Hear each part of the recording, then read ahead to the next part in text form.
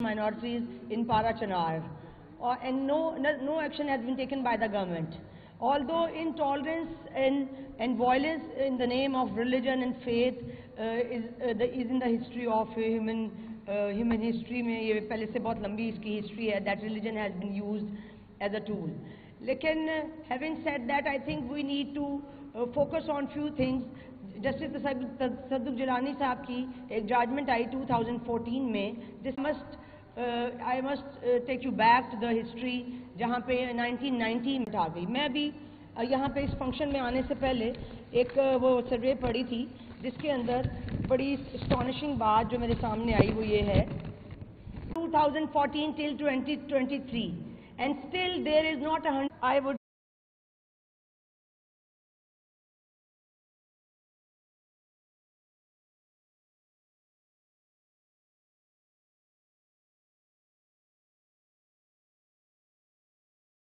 Umar Bandial, Chairman of Minority Rights Forum, Samuel Biara, Bishop John, our distinguished the award.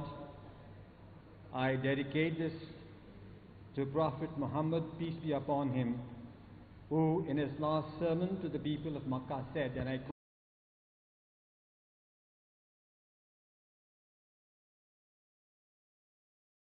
abiding values reign supreme.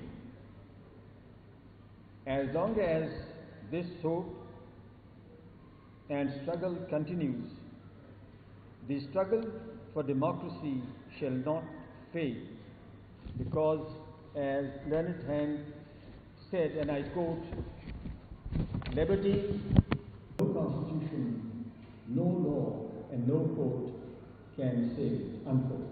Thank you.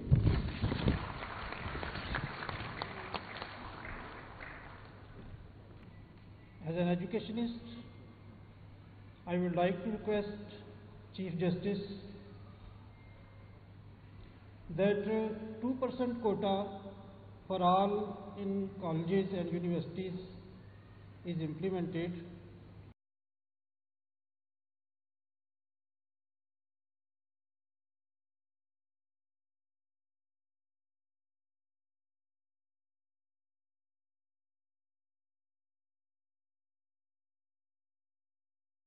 To deliver his speech.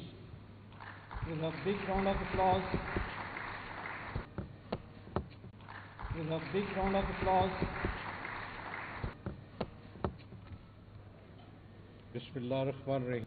We are here to celebrate one of our former luminaries from the Supreme Court. So I start with a verse of the Holy Quran. Verse 135. Or against your parents and kinsmen, or the rich or the poor, for Allah is more concerned with their well-being than you are. Do not then follow your own desires, lest you keep away from justice. And now for us, if you twist or turn away from the truth, know that Allah is well aware of all that you do. Justice Cornelius was an embodiment of justice. He was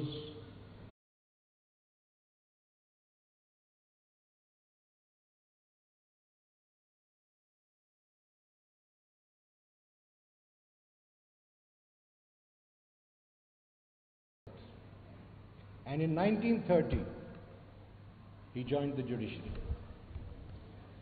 In the judiciary, at a very young age, sometime it said that the dissolution of the assembly, constituent assembly,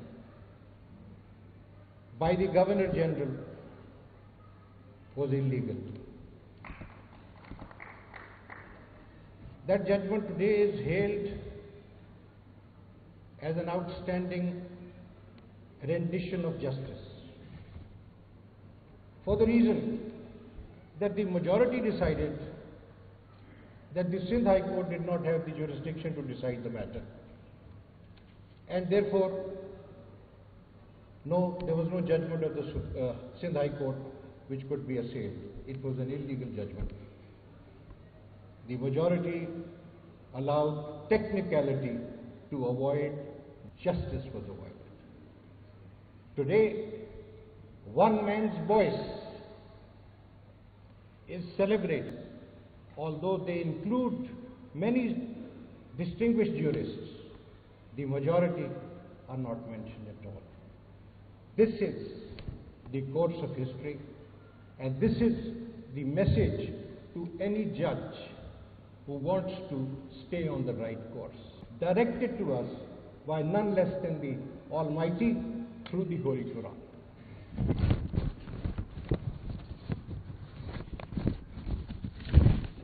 But that was not all about Justice Cornelius.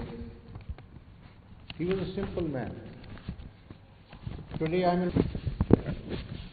he lived very simply.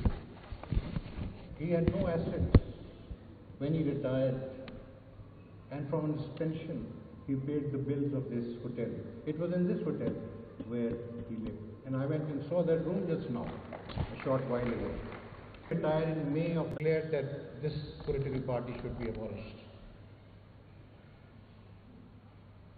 There was one view projected by the government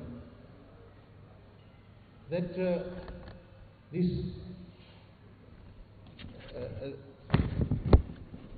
that the fundamental rights did not protect the party, and that the opinion given was reasonable, it was fair, it could be seen, it could be determined, and therefore no interference should take place. Justice Cornelius held that this case does not concern the propriety of the order only. This case concerns the fundamental right of freedom of association. And if the political right to associate has been defeated in this party's case, then that's a breach of the fundamental right. And no executive officer, no government authority can sit in judgment on the fundamental right. It is the court which does that.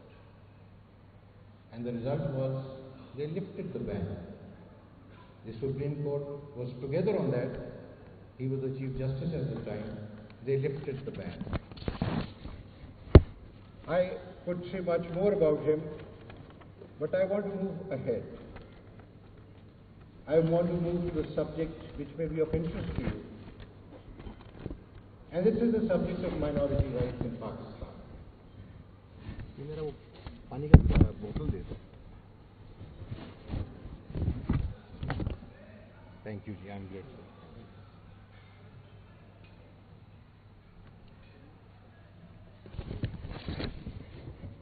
Our Constitution, as Ms. Sabahat just told us, assures freedom to profess religion, to manage religious institutions, subject to public order and morality.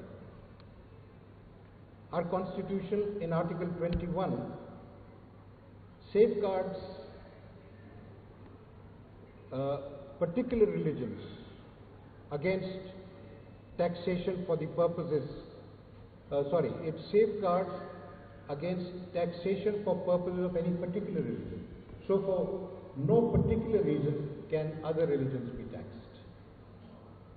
Article 20, no religious instruction or ceremony in educational institution other than one's own religion is to be given to the students. No citizen can be denied admission to educational institutions which receives aid from public revenues on the ground of race, religion, caste, place or birth. Basically, our Constitution says everyone is free to profess their religion. All citizens have equal rights. There is no discrimination amongst them.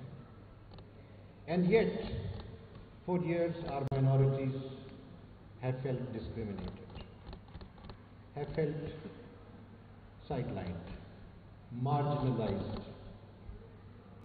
It is in these circumstances, in the year 2014, some 9 years ago,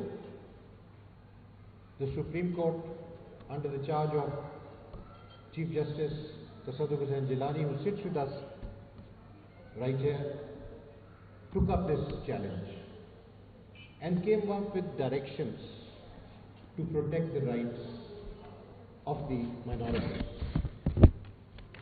There were several directions that were issued.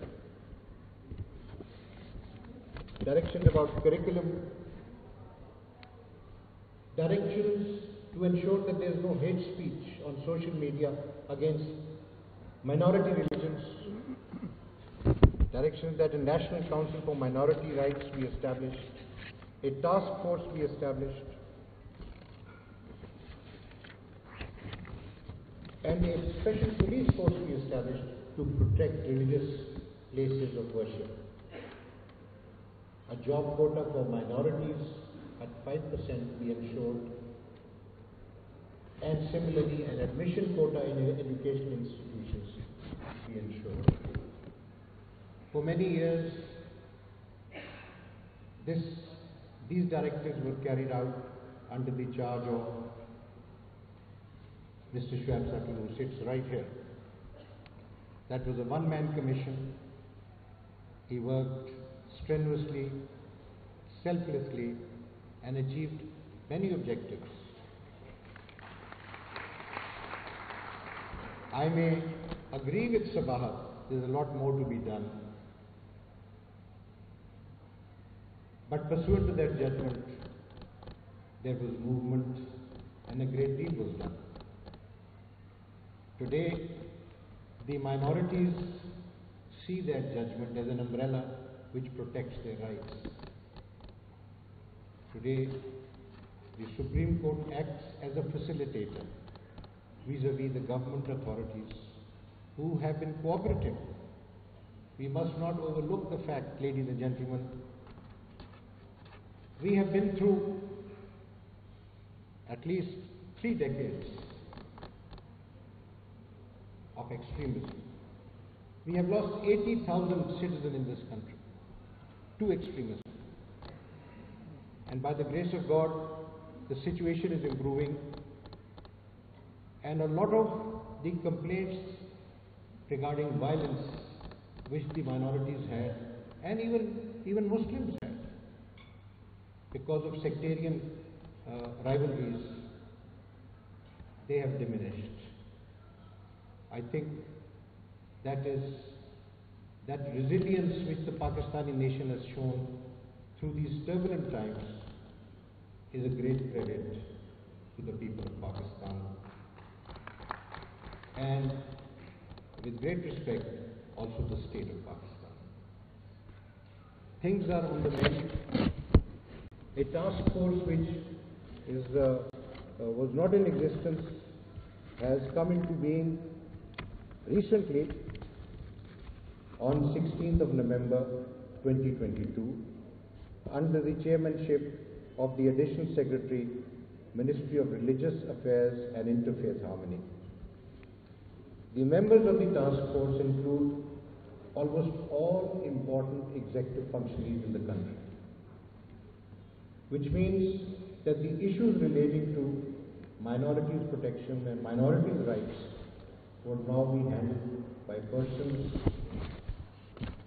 who are directly related and who have authority over the persons that will carry out the instructions. I have hope and expectation that this task force will do well. Our association with Mr. Sadl continues because he is a court appointee. The court has a special implementation bench. 9 years have passed, but there is an implementation bench for this judgment. And today I will mention a few issues. I said file an application. You see, courts cannot pass executive orders. We cannot act on verbal statements or complaints. These matters come to us through petitions or applications. Notice is issued to the concerned parties, and respondents come forward, and an order is passed after hearing the parties. But these are public interest proceedings. There's nothing adversarial about that. And I may assure you, for quite some time I was the chairman of the implementation bench. Now it is headed by someone else. And we always found cooperation from the government of Pakistan, as well as the provincial governments. So, nothing to despair about. Be positive, and inshallah we'll progress further in this direction.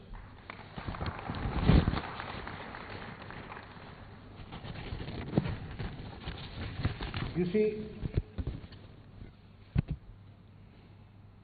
the protection of minority rights, the protection of rights of different sects within the fold of Islam, all this has to do with awareness and knowledge.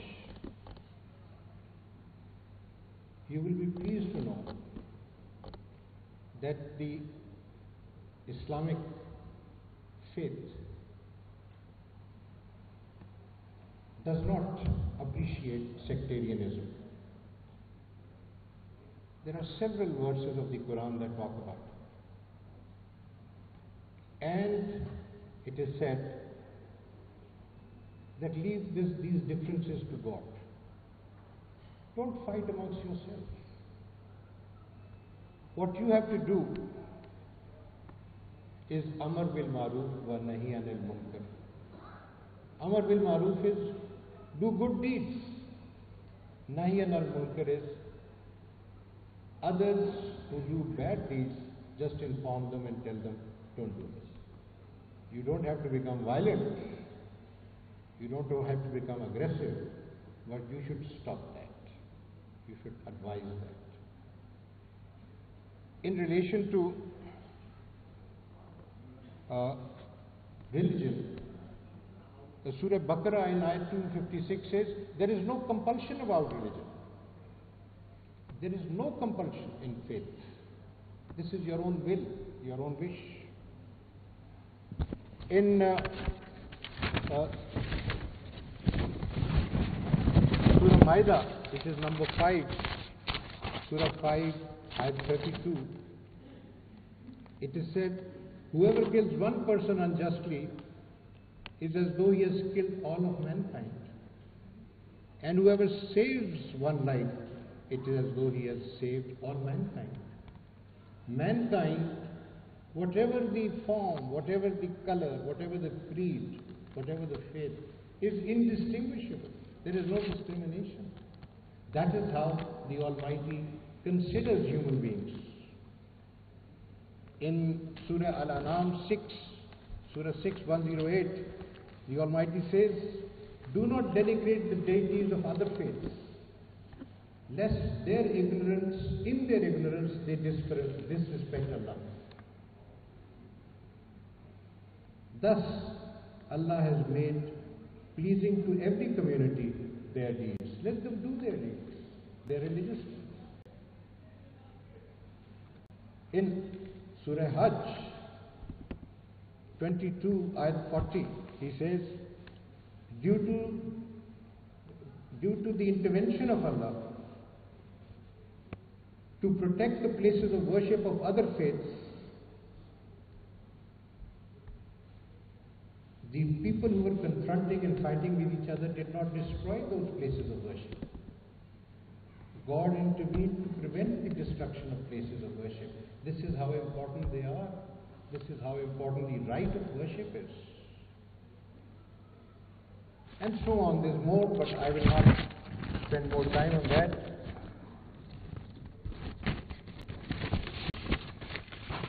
What I would now turn to is the judiciary. Is the institution to which Justice Cornelius belongs or belonged. the heritage that is left behind, the lessons that we can learn from him.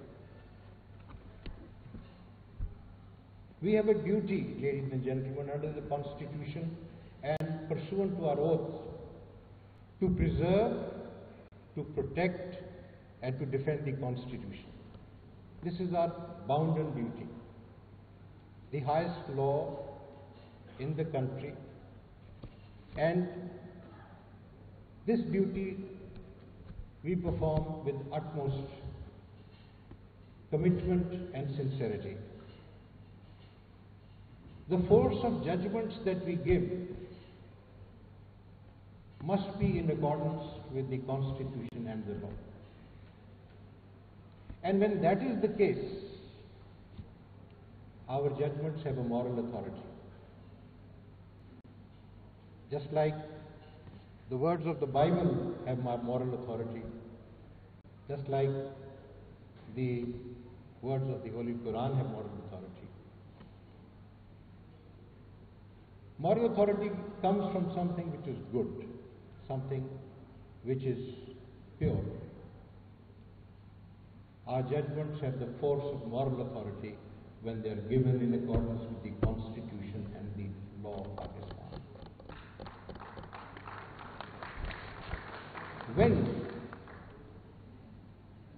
When do judgments have moral authority? Ladies and gentlemen, they have moral authority when they are passed on the merits of the case. Otherwise, in Tamizuddin's case, 1955, dissolution of the Constituent Assembly, the majority said Sindh High Court didn't have jurisdiction, so they couldn't go to the merits of the case. Justice Cornelius said no. The Constituent Assembly is an organ higher than the Governor General's wishes and discretion to give assent. It was said that the Sindh High Court doesn't have jurisdiction because the law under which they are doing this did not have the assent of the Governor General. And by doing so, by declaring that that assent was not necessary,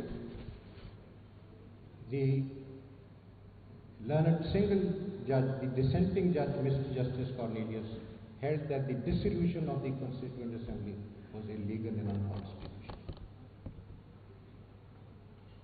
That judgment survives today as an example because it was on the merits of the case. Whenever we resort to technicality, our focus is shifted elsewhere. I'm not talking about Pakistan, I'm talking about all over the world. All over the world, one comes up with objections that such and such judgment is weak because it does not deal with the real issue. And when it comes to constitutional enforcement, we must not blink our eyes. If it says 90 days for holding elections, it is our duty to say that. It is not our choice. It is not our choice. It is our duty to say that, instead of finding a reason why we should avoid to say that. This is what has happened. You call it controversy. I'm sorry, I'm not worthy of controversy. I'm a very humble person. You say you support us, please don't say that. You stand up for the Constitution and the law, then you must support the Supreme Court of Pakistan. And not any individual. We have no existence individually. Our existence is as a unit, as a constitutional organ, and that is how we function. When it speaks on merit, its judgment has moral authority.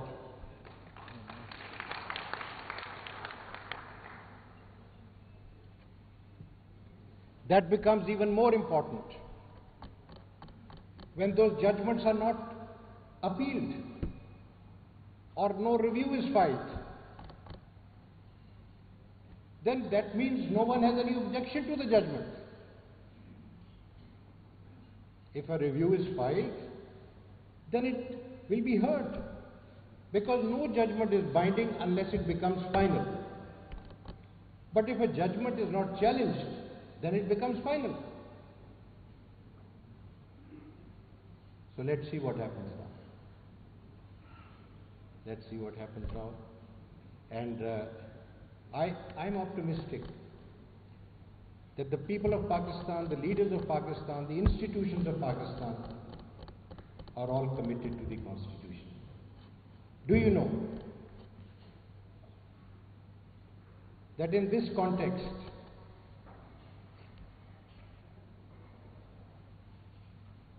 the leaders of Pakistan, the political leadership of Pakistan agreed to start negotiations, which have not ended yet. This is what we were informed. We have nothing to do with that.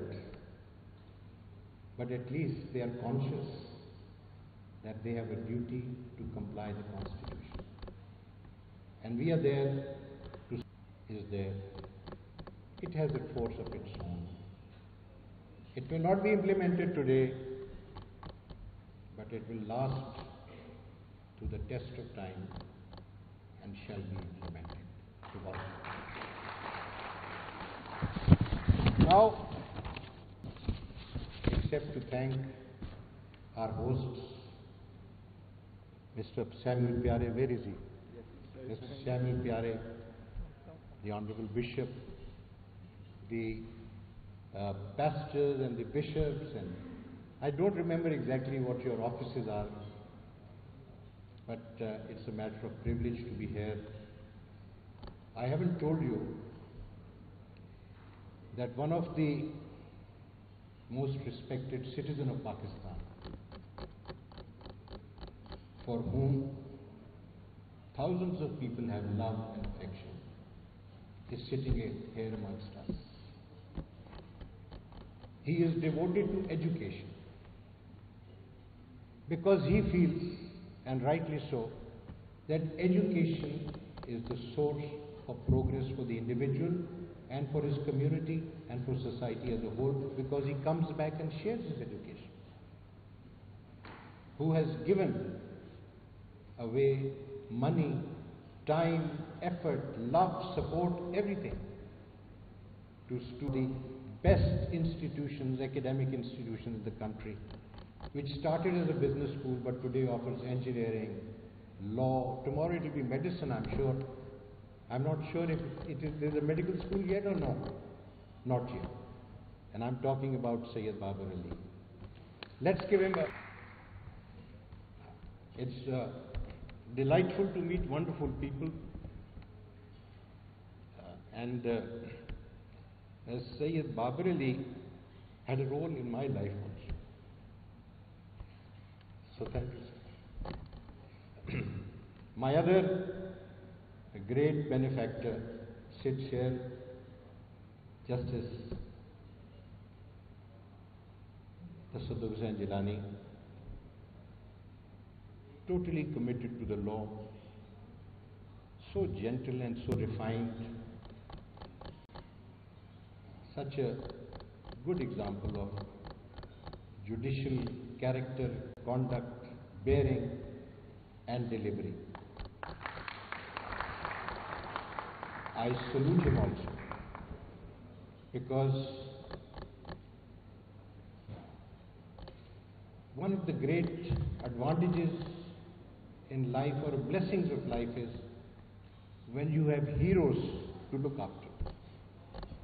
So I am very lucky in that respect. Within my profession, within my vocation of judges and my profession of the law amongst lawyers, I have come across such outstanding people. I cannot stop thanking the Almighty for those associations. This is a memorable occasion for me. Thank you very much, all of you. My best wishes.